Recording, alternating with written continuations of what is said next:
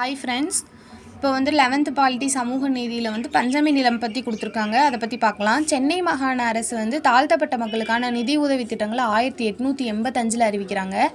செங்கல்பட்டு மாவட்ட ஆட்சியர் திருமிங்கிரே அப்படிங்கிறவர் வந்து செங்கல்பட்டு மாவட்ட தாழ்த்தப்பட்ட மக்கள் பற்றி ஒரு அறிக்கை தாக்கல் செய்கிறாரு. அதில் என்ன சொல்லியிருப்பார் அப்படின்னா, தாழ்த்தப்பட்ட மக்கள் சமூக ரீதியாக பொருளாதார ரீதியாக கல்வி ரீதியாக ரொம்ப மோசமடைஞ்சிருக்காங்க. நிலம் அவங்களுக்கு மறுக்கப்படுது, வீடு கட்டிக்கொள்ள கூட அனுமதி கொடுக்கறதில்ல, கல்வி நிராகரிக்கப்படுது, தாழ்த்தப்பட்ட மக்கள் அடிமைகளாக நடத்தப்படுறாங்க.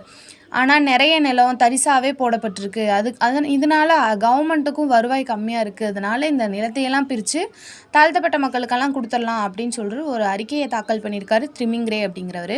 அதை பரிசீலித்து கவர்மெண்ட் என்ன பண்ணியிருக்கோன்னா 1892 தாழ்த்தப்பட்ட மக்களுக்கு 12 லட்சம் ஏக்கருங்க. எவ்வளோ ஏக்கர் அதில் முக்கியங்க. 1892 தாழ்த்தப்பட்ட மக்களுக்கு 12 லட்சம் ஏக்கர் நிலத்தை பிரித்து வழங்கியிருக்காங்க. இது பஞ்சமி நிலம் அப்படின்னு அழைக்கப்பட்டிருக்கு. அவங்களுக்காக ஸ்கூல்ஸ், தாழ்த்தப்பட்ட மக்களோட குழந்தைகளுக்காக ஸ்கூலெல்லாம் ஸ்டார்ட் பண்ணியிருக்காங்க. அதை கவர்மெண்ட் வந்து பஞ்சமர் பள்ளிகள் அப்படின்னு அழைச்சிருக்காங்க. பஞ்சமர் பள்ளிகள் அப்படின்னு வச்ச நேம ஆதி திராவிடர் பள்ளிகள் அப்படின்னு அழைக்கணும் அப்படின்னு சொல்லிட்டு அயோத்திதாச சிங்காரவேலர் இவங்கெல்லாம் சொல்லியிருக்காங்க. தேங்க்யூ.